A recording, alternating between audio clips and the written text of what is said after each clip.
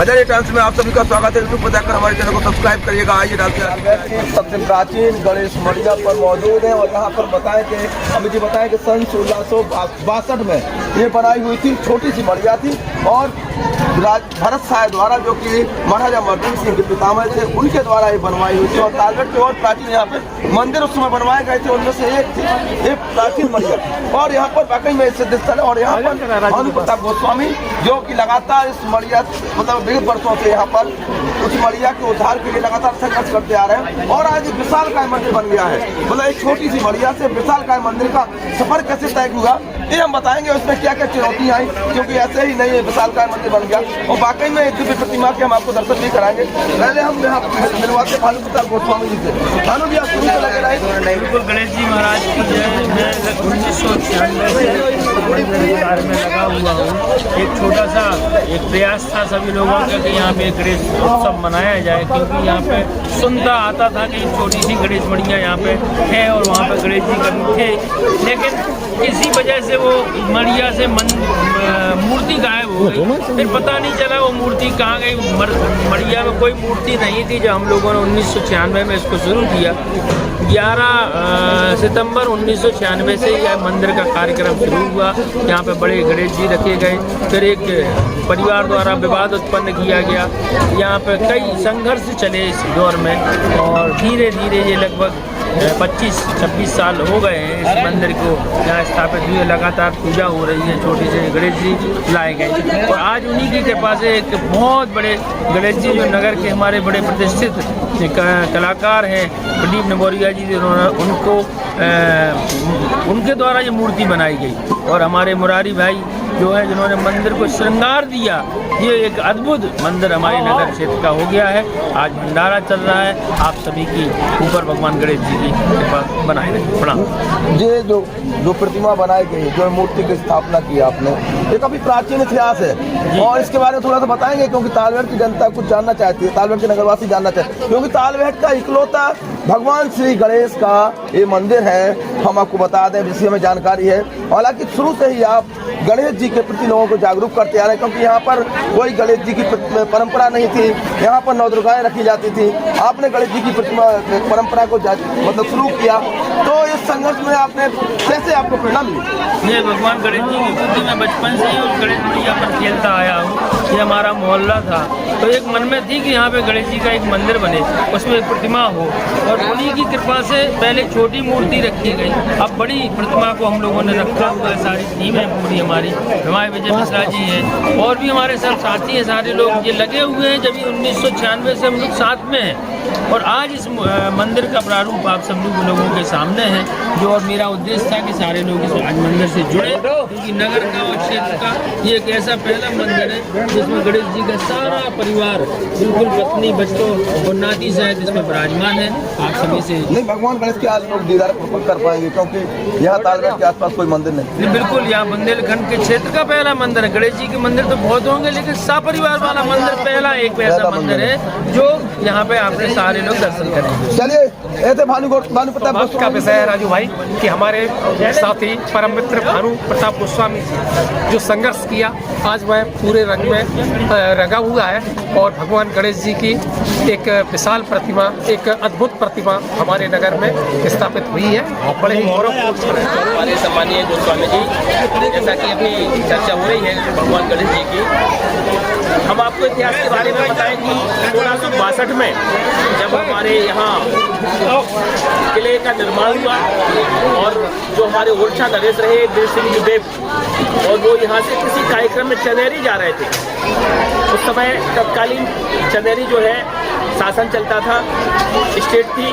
यहाँ से निकलने पर वो यहाँ एक रात में विश्राम किया और विश्राम के बाद उनको ये यहाँ इस स्थान पे आभास हुआ, इतना सुंदर झील और तालाब जो था उसको देखकर वो यहाँ से एक रात विश्राम करने के बाद चंदेरी गए। और चंदेरी से लौटने के बाद उन्होंने यहाँ पर रुककर रात्रि पुनः विश्राम किया और अपने सैनिकों को, अपने जो उनके सलाहकार थे, उन लोगों को बुलाकर उनसे कहा कि यहाँ एक किले का निर्माण होना चाहिए। तब किले की नींव रखी गई। किले की नींव रखी गई और 1662 में किले जब 11 साल में किला बनकर तैयार हुआ।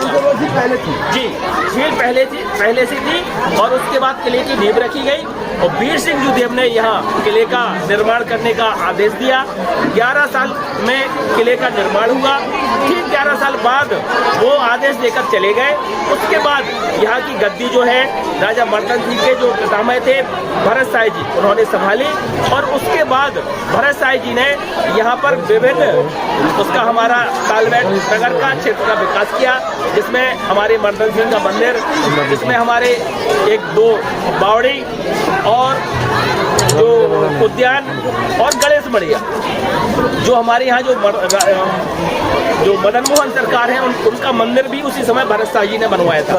और उसी समय हमारे गणेश मंदिर लगभग 400 वर्ष पूरे हो चुके, लगभग 400 वर्ष हो गए हैं। और इसके बाद मर्दन सिंह के उस समय हमारे इस गणेश मंदिर का विकास हुआ। लेकिन धीरे धीरे स्वतंत्रता के बाद हमारे किले का भी धीरे धीरे जो खंडहर में तब्दील हुआ।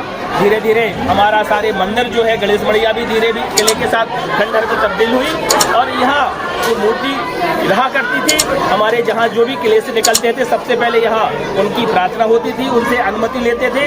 उसके बाद ही किसी लड़ाई में या किसी गंतव्य स्थान पर वो लोग जाते थे। तो गणेश जी से शुरुआत होती थी जी हाँ। तो हमारा इस बुंदेलखंड प्रथम गणेश मंदिर था। जैसे आप सभी जानते हैं कि जहाँ भी किले और राजा की जो शासन होता है वहाँ पर गणेश जी का मंदिर जरूर होता था, क्योंकि हम लोगों ने मंदिर में उसको तब्दील किया। मंदिर बनाने में काफी संघर्ष किया होगा। बिल्कुल, हम लोगों ने काफी संघर्ष किया। कुछ लोगों ने इस यहाँ की जमीन पर कब्जा कर रखा था और उसके बाद अतिक्रमण कर लिया। कानूनी हम लोगों ने लड़ाई लड़ी, हम लोगों ने केस भी फेस किए।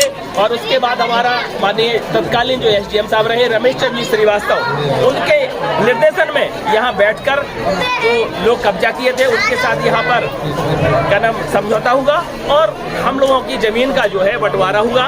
गणेश मंदिर जो आप देख रहे हैं, गणेश जी का जो अभी जो जगह है वो हम लोगों को कितनी आवंटित की। चलिए धन्यवाद। ये थे बजे मसरा जी जिन्होंने पूरा जैन जी जुड़ रहे हैं हमारे पास। और पार्षद जी आप ही के पार्ट का पूरा ये बना हुआ है मंदिर, और काफी कुछ मंदिर के बनने से काफी कुछ वातावरण यहाँ का और धर्ममय होगा। निश्चित रूप से गोस्वामी जी बहुत बहुत धन्यवाद आपका।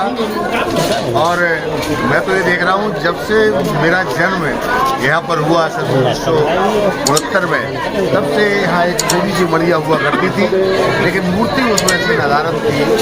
बहुत प्राचीन मड़िया और खंडहर हो चुकी थी, लेकिन यहाँ सभी साथियों ने काफ़ी मेहनत और परिश्रम के बाद आज आप देख सकते हैं यह जो मड़िया आज विशाल यह मंदिर आज आपके समक्ष है। और इस मड़िया के नाम से यह स्थान जाना जाता है। सभी तरह की प्रतिमाओं का दर्शन करने का लाभ इन सभी क्षेत्रवासियों को, नगरवासियों को मिलेगा। ऐसी मंगल कामना के साथ और श्रद्धालुओं से बात करते हैं। चलिए आप क्या कहेंगे ऐसे मौके पर?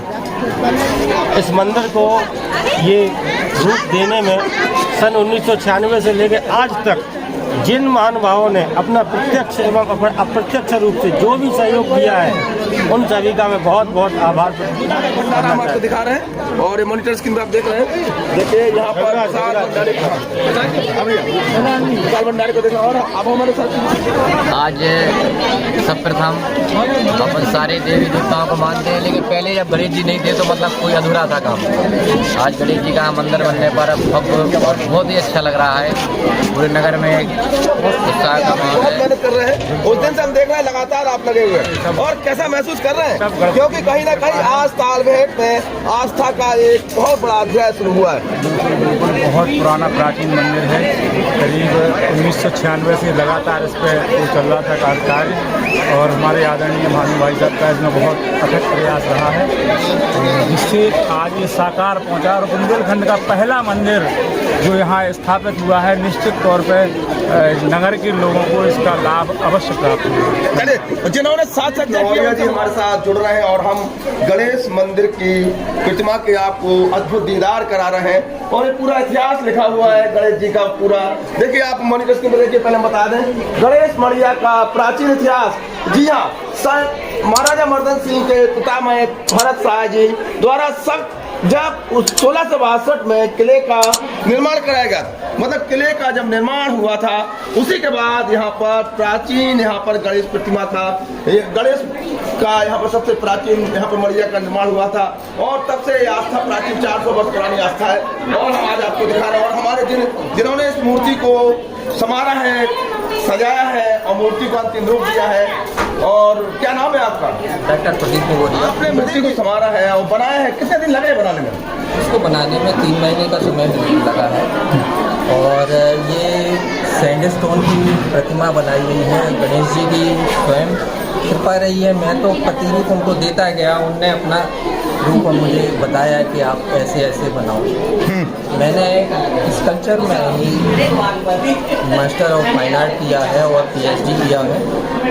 तो ये सैंडस्टोन हमारा जो बलुआ पत्थर है इसकी बनी हुई है।